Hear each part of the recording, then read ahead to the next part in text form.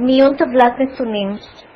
כאשר אנחנו הולכים למיין טבלת נתונים, אנחנו צריכים להגדיר מה יהיה מפתח המיון. כלומר, במקרה של הטבלה הזאת, איך אנחנו רוצים למיין? האם לפי תפקיד, האם לפי שם משפחה?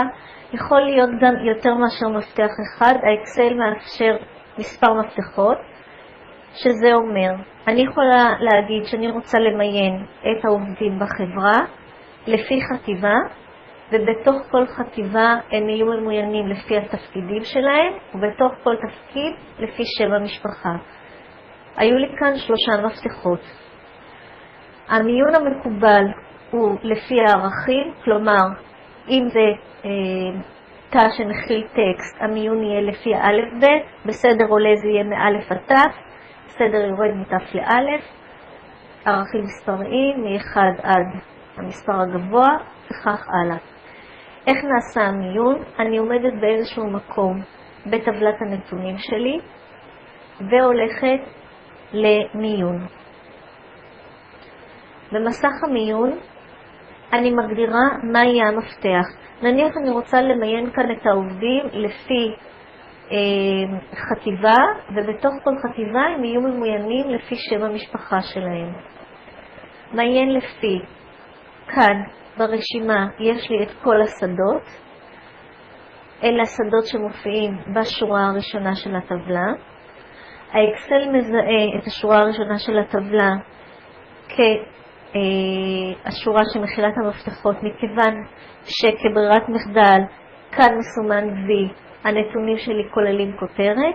מבחינת האקסל הנתונים שלי כוללים כותרת, אומר שכאן נמצאים המפתחות, וגם השורה הזאת לא נכללת במיון, כלומר היא תמיד נשארת במקום. אמרנו, אני רוצה למיין לפי חטיבה, והסדר יהיה מאלף עד ת'. כאן יש לי את הסדר, מאלף עד ת'. אני רוצה בתוך כל חטיבה למיין לפי משפחה, לכן אני מוסיפה רמה, אוסף רמה. לאחר מכן מיין לפי משפחה, שוב ערכים מאלף עד ת', אישור.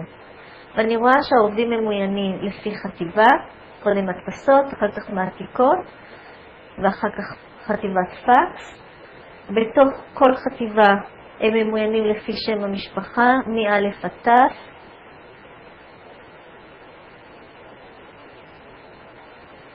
כאן שוב מתחיל א', מכיוון שהתחילה חטיבה חדשה.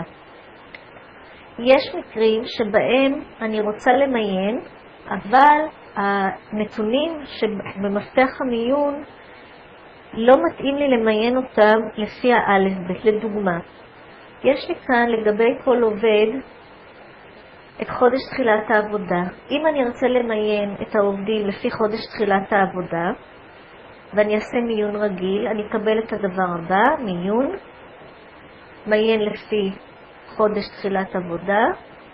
נניח לאחר מכן לא מעניין אותי, אז אני מוחקת את הרמה. לפי חודש תחילת עבודה, מאלף עד ת', אישור. מה שיקרה, החודשים יהיו מסודרים לפי האלף ב', כלומר קודם אוגוסט, אוקטובר, אפריל, דצמבר וכך הלאה, וזה לא מתאים. לכן כאן אני צריכה לעשות מיון לפי רשימה מותאמת אישית. בניתי ברשימות המותאמות אישית שנמצאות בלחצן אופיס, אפשרויות אקסל, עריכת רשימות מותאמות אישית, בניתי רשימה של החודשים. ואז, כאשר אני עושה את המיון, מיין לפי חודש תחילת עבודה, בסדר, במקום מאלף עד ת', אני מבקשת רשימה מותאמת אישית, מראה מה הרשימה,